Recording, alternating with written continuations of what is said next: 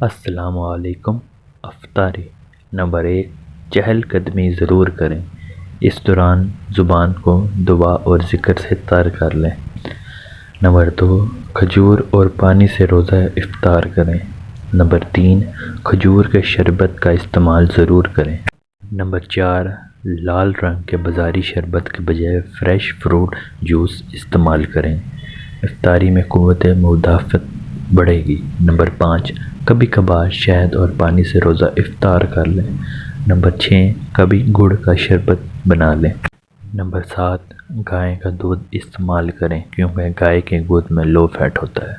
Number 8، تلی ہوئی چیزیں جیسے رول، سموسے، پکوڑے ہرگز استعمال نہ کریں، یہ معدے کی خرابی کا سبب بنتی ہیں اور موٹاپا لاتی ہے۔